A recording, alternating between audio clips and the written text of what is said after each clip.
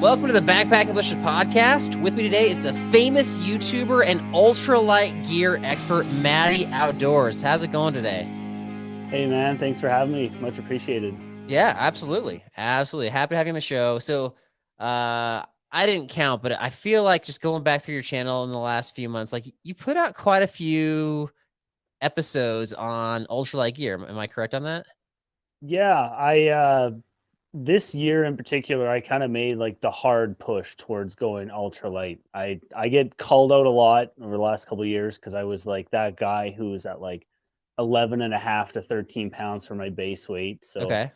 this year I was like, okay, I'm just gonna go for it. Like, it's 2 pounds, a pound and a half isn't really making a big difference, but Hmm. I guess to be a legit, I had to hit that 10-pound mark. So that was kind of a big thing for me with the channel this summer, was just kind of going over a lot of the new gear changes, and I guess like things I moved out of my gear and made a little bit lighter.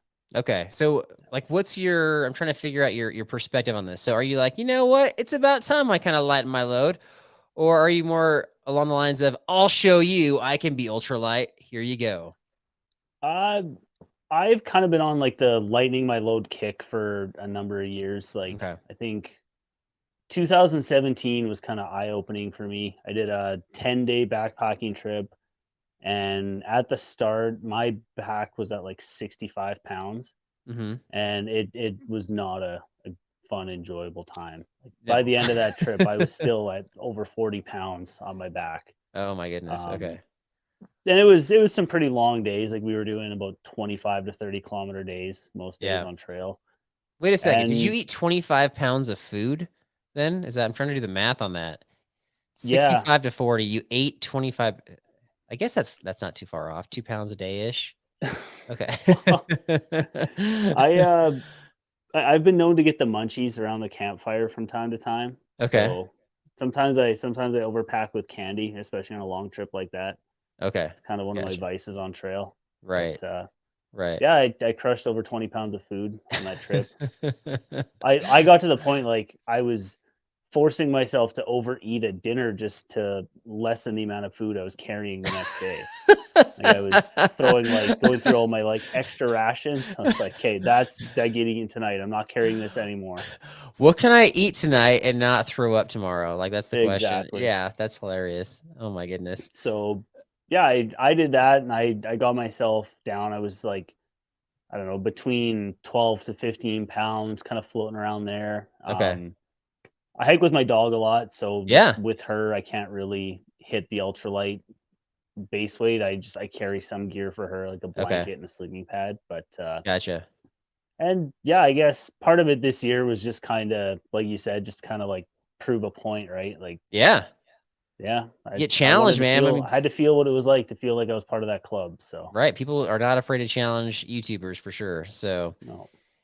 okay. So one thing I caught, I don't even know that you didn't really make a big deal about it. It was kind of like an aside in one of your videos. You made a comment about, this is kind of part of one of your ultralight videos. I forget which one, but you basically were like, I've upgraded to using Dyneema bags. And the reason was because you got feedback that using Ziplocs were just like another single-use plastic out in the outdoors. And so the feedback you got inspired you to go from a 10-cent bag to $1,000 bag. Is that correct? Yeah, it wasn't quite $1,000 bucks. I know. I'm pretty sure my fiance is gonna watch this at some point, so let's clarify. I know. Didn't It's not, spend a I'm thousand bucks on a exaggerating. I'm bag. exaggerating. Yeah. Like $50 though, right? Dyneema's getting more But expensive too, I think. yeah, I guess part of it, like being a YouTuber, like you said, people have no problem calling somebody out who puts himself out online. Right. And I guess I just thought, like, if me getting, like a an ultralight trail wallet, right? Like getting something Mhm. like this as opposed to using a Ziploc bag.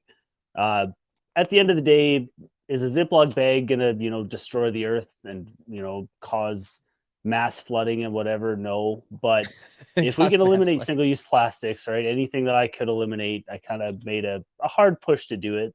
Okay. Just it was just kind of one of those things. And I mean, a trail wallet is kind of one of those pieces of gear I think everybody should be carrying. Okay. Oh wait, is that a giveaway for one of your answers? Because you're the tease they call it. Yeah, it might be. Might be. Okay. We I might come back to that later. we might circle back. All right. So I got to come clean. I use Ziploc bags, man. I'm not a like expensive bags guy. I try not to make them single use, so I'll usually use them at least on 2 trips, if Yeah, not that's more. fair. But what I'm filling them with are single use plastic things. Like anything I'm buying for the trail, I feel like it's going to be single use plastic because it always comes packaged that way. So like what you're saying, it's not, I don't know that it's making a huge difference, but I appreciate that you're, that you're honoring what feedback you're getting, I suppose. But that being said, like I like the 10-cent bags. I like them. So, Oh, don't get me wrong. I'd be lying if I said I didn't have a bunch of them throughout my loadout. I okay. actually like right beside me, my floor is littered with gear. I have a 6 day trip coming up, and Oh, okay. I was just going through my gear this morning, getting ready for this trip. And yeah, I have a lot of Ziploc bags and single use plastics in there still, but So you're not perfect is what you're saying. no, no, far from it. Far from it. Far from perfect. All right. All right. So this episode, I was trying to like kind of tailor after kind of all that you had produced and, all your wisdom and authority in the ultralight backpacking gear world. So I titled it something to the effect of like ultralight backpacking gear everyone / nobody should use. So you're taking the side of everyone. I'm taking the side of nobody. And then we're just going to give each other feedback about the gear, whether we agree that everyone should use it or that nobody should use it or vice versa. So are you up for the challenge here? 100%. All right. So I'm going to let you go first because you get the positive side of things. What's one Okay. piece of gear that everyone should use?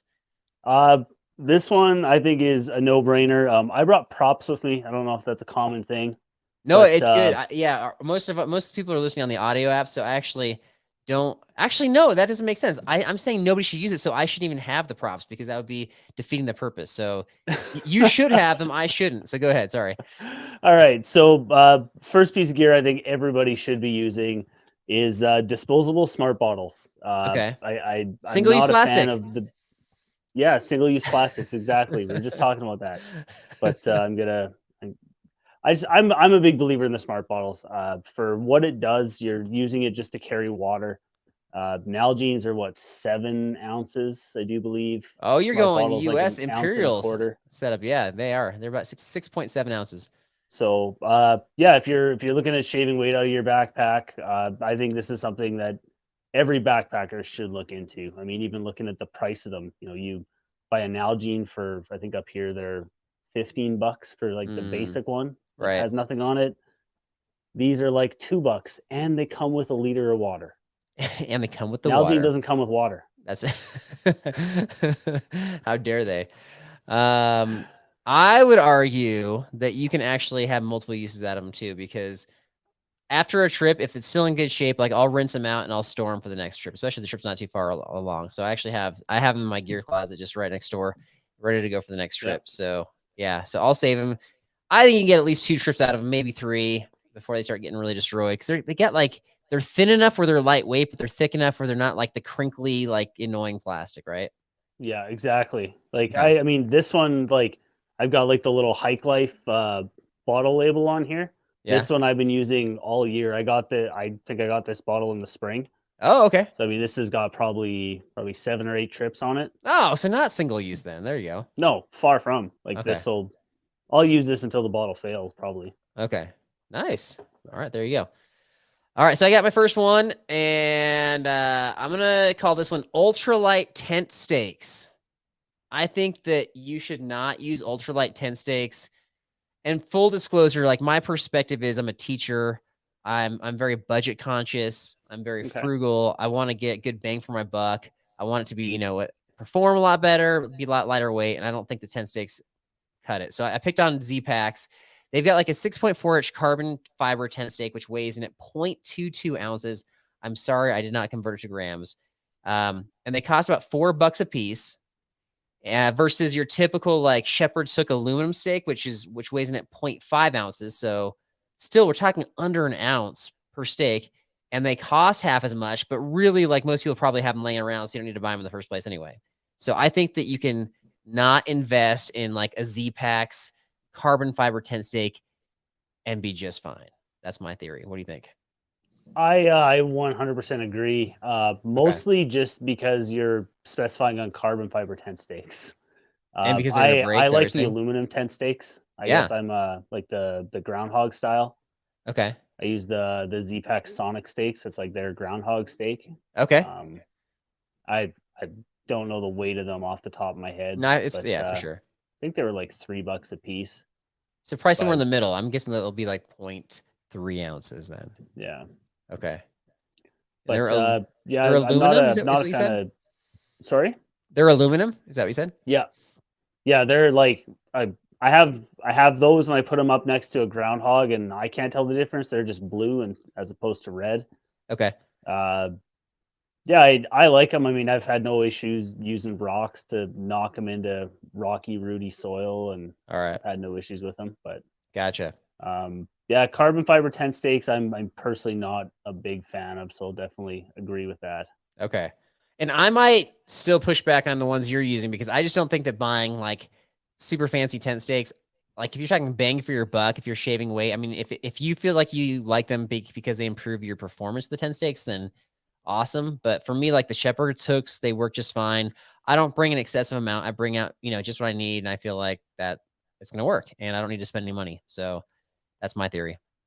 Oh, absolutely. Like if you've got stakes already, for sure. Like I found some of the areas like sandy soil. I found like shepherd hooks for me, they don't tend to work, Right. and that frustrates me because I love shepherd hooks. Like as a hammock guy, I don't know, just something about using a hammock with shepherd hook stakes just kind of feels right to me. But Okay. a lot of areas I go, I can't use them, so I got to go to Fair the enough. groundhog stakes. Fair enough. That's a good point. All right.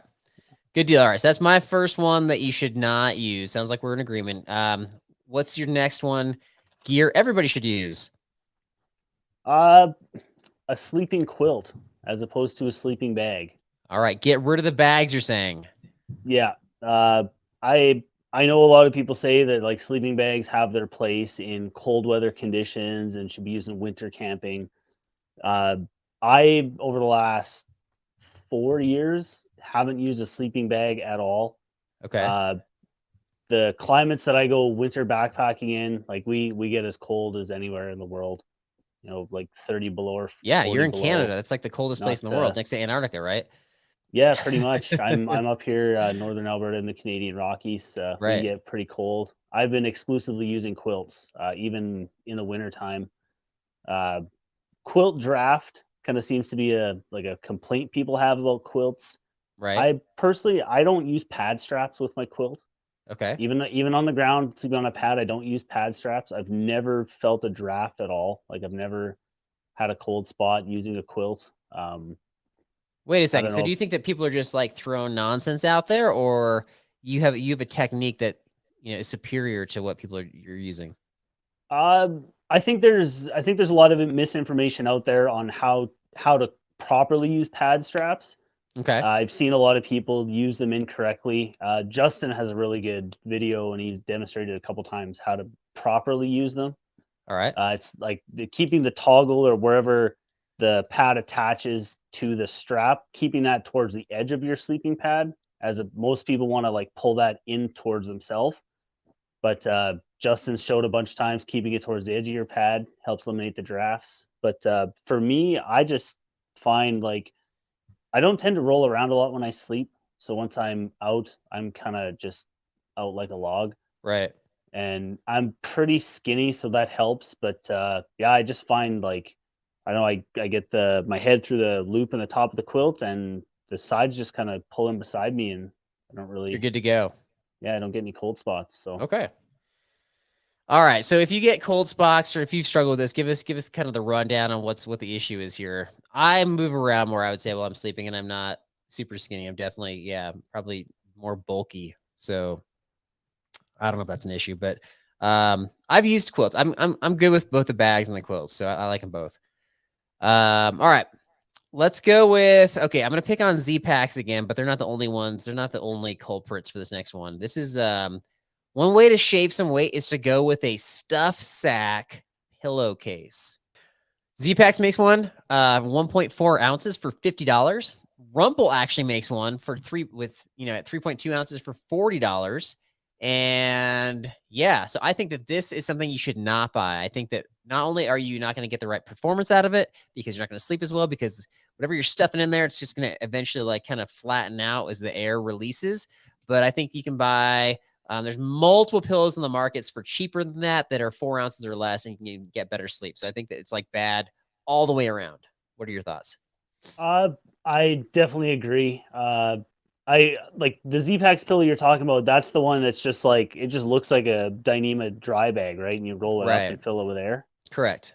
Yeah, I've seen like people try to do similar things just using like a regular old like Sea to Summit dry bag. Uh, I'm not personally a fan of inflatable pillows at Right. all. Oh, I've really? The inflated tried ones too. Okay. I've tried every inflatable pillow known to man. Justin's given me a million suggestions. He said Uh, Trekology probably. He's trying to sell you on the $15 one the from I have Amazon. the Trekology. I've gone through two of them. Yeah. I They just deflate. yeah, I found like the valve fails on it, but Right. it just I don't know. I don't like the squishy balloony feel under my head. Okay. I'm Maybe just I misread it. I thought that the Z Packs one was not an air filled one. I thought that was like it said it was like a stuff sack pillow. So hmm. I thought it implied you're shoving like your extra clothes in there. Oh, if that's the case, then that's actually the method that I use. Okay, so we're on the opposite ends here. All right, tell us Yeah. why you think you should shove your dirty, smelly clothes in and sleep, put your head on them at night. Uh, it's one less thing that you're gonna have to worry about packing and bringing anyways. I know I find that I can get the right firmness and I can just kind of dial in where I want that firmness. I'm a side sleeper, so maybe that has something to do with it. Okay. But yeah, I know I like just stuffing all my clothes into the bottom of my clothes bag and just kind of stuff that under my head. Oh my I gosh. don't use much of a pillow. So, Right. and when I'm in my hammock, I don't use a pillow at all. If anything, maybe just like my puffy jacket wrapped around my head just to kind of keep my ears warm. But Okay. yeah, for I don't me, know what technique you're using, man. Like to me, I've tried that. I thought it was like early days backpacking. I was trying to shave some weight, and I was using stuff sack pillows, and they always just like the air just went hmm, out of them, like when the clothes kind of eventually condensed down. And so I have not had good fortune with that, and I did not get good sleep, and I've had better sleep with the inflatable pillows. But I get that not everybody likes the inflatable pillows. So if you're willing to, spend the extra weight on those, like, the actual pillows with the stuffing inside, I get that too. I just think the stuff sack pillowcases are, especially like the expensive, like the Rumple and the Z Packs ones. I think that those are the ones you should not buy. But it sounds like you disagree. mine, I just use like I have a Hilltop Packs Dyneema food bag Okay. that's got like my YouTube logo on it, and that's all I use. I just use that as my clothes bag. Okay. Does it give you extra comfort that your logo's on there like at night? You're like, I'm on Absolutely, brand even at nighttime. absolutely. Okay. All right. What's your last one? Ultralight piece of gear everybody should use. Uh, I I kind of gave it away earlier, but the Ultralight Trail Wallet, The wallet. just another just getting rid of the single-use plastics. I like the trail wallets because they're a little bit bigger than just like the small Ziploc bag. So I like that I Right. can get, like my credit card, a little bit of cash, my license, and I can actually even put my keys in here. It's got the two little tabs. So if you've got like I have a couple little titanium carabiners I got from Dutchware Gear. So those are just going to get clipped on the inside of my bag, and all Okay. of my important stuff is going to be kept together. Right. I wouldn't rely on a Ziploc bag for that much important stuff personally, but that's just me. Okay. Fair enough. All right. So, and who makes that wallet right there? This one is Hartford Gear Co. Hartford Gear Co. Yeah, There you go. I think I got this off of Garage Grown Gear. Okay. Yeah, I've seen a lot of wallets. I think Chicken Tramper. I think I got one from them as well. I think I just carry more stuff than what can fit in those ultralight ones, and so I typically don't want to carry my wallet stuff. So I'll like stash it somewhere, like in the car if I can. If I can, it Yeah. doesn't always work out, but yeah, if I know the trailhead, if I know it's relatively safe, so I don't know. That's the smartest thing to do. That's just kind of my style. I try to lighten my load that way as well. But yeah, I think it's fair. I mean, Okay, I used to carry all my stuff with me. on trail. Like Right. I just carry my whole full wallet. Well, that's I what I did when I just was in Canada because I don't know the trails. I don't know how safe they were. So I'm like, I'm just gonna throw this in my backpack. yeah. I don't want to get caught. Like who wants to get stuck in Canada without like their ID and their passport and stuff, right? That's scary. That's true. Canada is like the worst place to get stuck in for I'm just sure. kidding. I'm just kidding. Okay, my last one. This is one that I think I've brought up a few times, but I keep on seeing like this is a very popular item. I bet a lot of folks have this out there, and that is the deuce of spades. They range like they have different styles. They've got like aluminum, they got titanium. They run from like $15 to $25 or even more. You can buy the deuce of spades as your ultralight trowel to dig your cat holes when you're out in the backcountry. Or you can just not bring it at all and use some sort of a rock and dig a hole that is just as good and have one less thing, not spend the money on it, and save that space in your pack. So that's my thought. What do you think? Uh, I use the deuce of spades, so Yeah. So tell me why I'm wrong, Matty. Why am I wrong? uh, it's tough because for a lot of years I did just carry nothing, and I would just use a rock or like the tip of my trekking pole. But Yeah. having hiked with a couple friends who carried a trowel, I used it to dig a cat hole, and it made it easier. You know, Okay. it's not that it's not impossible to do without, but it's definitely I think one of more of those luxury item based things. It definitely makes the Oh, cat okay. hole a little bit easier. And they're cool. You know, you can get them in a whole bunch of cool different little colors, and you know if that's kind of your thing. Like I think amongst my group of friends, I think we've got like 4 different colors of trowels going out every time. But Okay. Wait, is it yeah, like a it's thing? Like you're like, hey, I gotta go to the bathroom. I got the blue one today, guys. FYI. I do have a blue one actually. Okay. But That's my like you color make a of big deal choice. about it. Like you're around the campfire, you're like, check this out. I got my blue one. I did when I first bought it. Yeah, it Okay. was like I was super stoked to get out and like actually brought it to the fire to show off to people, and Yeah. I mean, honestly, anytime I say that you should not use a piece of gear or that you don't need it, and then you come back at me with like, well, it could be a luxury item. I'm like, of course, yeah. Then that's a good response because then it's like not you're saying it's not a necessary item. It's just it's improving your enjoyment. It's improving your performance out in the wild, and that's totally fine. I just think that if you're trying to go ultralight and you're trying to, try to save weight, one way is just to not bring some stuff, and I think that's one thing you can go without. It's not going to save you a ton of weight. Might save you a little bit of cash in the process, though. So there oh, you go. that's fair. Yeah. That's fair. Okay. I I think like one of my like favorite parts of going ultralight was like finding a way to kind of keep some of those little luxuries in my loadout and shave weight in other areas and still kind of hit that 10-pound mark. Like, Right. And that's my theory too, is I think that like I've gone with folks who spend thousands of dollars on gear. And so their big four items, they're really low weight, but their like end pack weight ends up being more than mine because they just like use that as an excuse to throw in a whole bunch of other junk. So that's oh kind of yeah, the problem. I've got a couple friends who've like, they've spent significantly more money on me on their, like you said, their big four, but it's all their little extras that they bring. Like I Right. mean, I hike with a friend who carries. I mean, his tent's not lighter than mine now. Like my new tent is lighter, but his old tent was lighter than the one I was carrying. But I mean, it kind of goes out the window because he's carrying like 6 pounds of extra clothes. Yeah, yeah, yeah.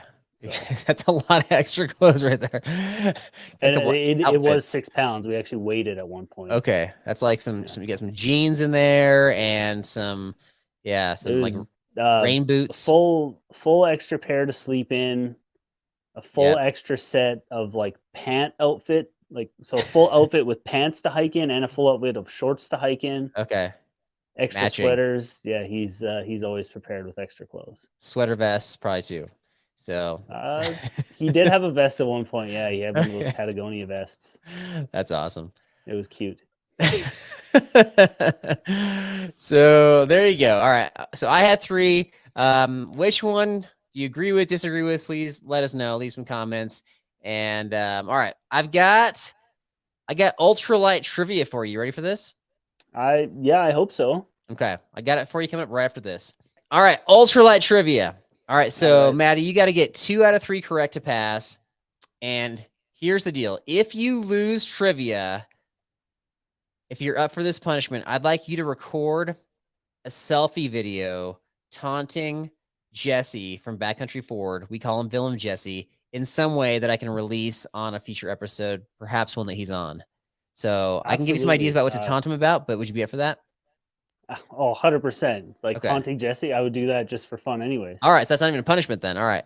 And then if you get 2 or 3 correct and you've passed, what's my punishment?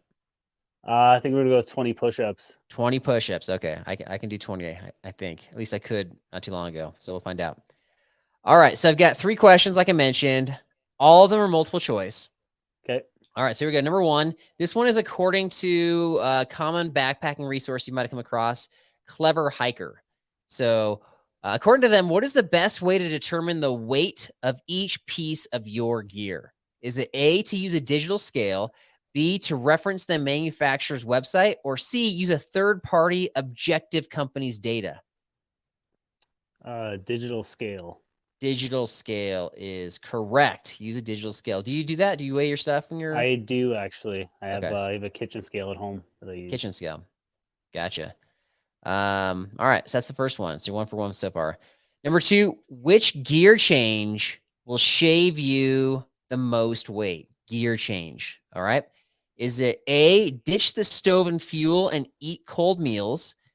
B, upgrade from a Walmart $50 sleeping bag to an expensive down bag? Or C, replace your pump filter with something like a Sawyer Squeeze or something smaller than that? I'm gonna go with the replace your $50 bag. The $50 Walmart bag? Yeah. Yeah, that's gonna save you pounds. Pounds. All right, you passed, my friend. You got it. Two out of 3, and we still have 1 more to go. Okay, number 3. According to Backpacking Magazine's latest issue, what brand do people most associate with the term ultralight? Is it A, Enlightened Equipment, B, Mako Industries, or C, Snickers Energy Bars? Oh, Enlightened Equipment. Enlightened Equipment is correct. 3 for 3. Yeah. Not Mako Industries. They manufacture lead-based stuff. Not them? No. Okay. No. Okay. Snickers though. Snickers fuels my ultralight adventures. Snickers energy bars do? Yeah, that's Yeah. yeah. I use those pretty consistently. So awesome. All right. Earlier in the episode, you mentioned that you go backpacking with your dog, and we had Yep. one of our Patreon supporters, Dana, made a comment recently about how like I don't know, they have like a dog leash that's tied to like the waist. Have you seen those like dog leashes where you can like tie it either to your hip belt or your waist strap, or just kind of like go all the way around the Yep. waist? Okay. Yep. Have you used those? Yeah, that's what I use with my dog. I have one that's like it's adjustable, so if we're just walking in town, I just clip it on my waist, and then she's just kind of hands free. And then if I take that same lead when we go hiking, I just kind of like shrink up the part that will go around my waist, and that just clips onto the front of my waist belt of my backpack. Okay. So when I see them around town, here's what I'm seeing. I'm seeing Okay. the person is like, it's almost like a dog sled. Like the person's getting yanked along by the dog. They're almost like leaning back and doing half the work, and the dog just like struggling, yanking them along. Is that your style too? Um, no. I get what you're saying. I see a lot of people walking their dog like that. Right. No, I don't know how to say this in like a non like how I don't come across as shaming people when I say this, but my dog is very well trained, so I don't have Wow. any Oh, leash okay. pulling issues Oh no, with I think the Wanda people at are all. liking. I don't think it's training. What I see is not a training issue. I just think that they're just taking advantage of the dog's fitness. So I just think it's kind of Oh, funny. Wanda would not pull me anywhere. She's way too lazy for that. Gotcha. Gotcha. Okay. So anyway, Dana's point was like, that's scary to do if you're backpacking and you're hiking around cliffs because you never know where that leash might yank you. So have you ever been in a situation like a precarious situation where you could have gotten yanked the wrong way, so to speak? Yes. I most of the areas that I hike with my dog, I don't need to have her on leash, and she's very well trained off leash. But in the national parks up here, you do have to have your dogs on leash. Right. And I've been in a couple spots. One time, actually, I was coming down to Pinto Lake a Okay. couple of years ago, I think 2019. We took like an alternate route in that was a little bit of scrambling across a cliff face and then kind of dropping down into this scree gully at the back of the lake. And yeah, there was little tension between the dog and I when we were going across this ledge. Because I mean, it was, you know, yay wide. Like my shoulder was rubbing on the one side as I was walking Okay. across this cliff ledge, and Yeah. yeah, I was a little nervous that the dog might get freaked out and jump one way and kind of drag me over. And Okay. I think I just ended up unclipping her just to kind of Yeah, yeah. And get especially through if you're that up spot there, as well. I mean, I know I get you're trying to follow the rules, but I don't know that the dog, I know there's multiple reasons to have the dog on the leash, but I don't know you're gonna be encountering a whole lot of folks that's No, gonna, no, up there yeah, there was no chance of encountering another yeah. person or I anything up get that there. But there's other reasons for the dog to be on leash. I get that, folks. But yeah. yeah, anyway, the biggest issue people get annoyed by is dogs coming up to you or getting in your way when they're off leash. So anyway, okay. Well, so yeah, confirmed, Dana. There you go. You got it from Matty Outdoors that could be an issue for sure. Last thing I had, Matty, we always, anytime we have a guest on or guest host on, such as yourself, first of all, we really appreciate taking the time to do that. And yeah, second of all, like, what do you have coming up on your YouTube channel? Where can people find you? Just your chance to promote what you got going on. If you look me up on either YouTube or Instagram as Matty Outdoors, like I said earlier in the podcast, I've got a 6-day backpacking trip coming up. It's to a pretty wild, remote area in the Rockies. All right. Not many people go to an area like this, so pretty excited to get back there and have a good time with some friends. Going to be filming some content back there as always, so some pretty cool scenery to look forward to. I've got some cool new ultralight gear. I've got some gear that I'm in the works with a couple companies coming out in the fall. So that's pretty exciting. Like, what does that mean? You're in the works, like it's new gear they're releasing, or you're helping to design it? No, not helping to design, helping to promote. Okay. Just a couple companies coming out with some new release gear, some changes and alterations to previous gear. Okay. So Gotcha. All right. Well, so keep an eye out for that. We'll have the links in our show description. Matty Outdoors. Again, thank you so much for your time. We really appreciate it. And everybody have a great week. God bless you.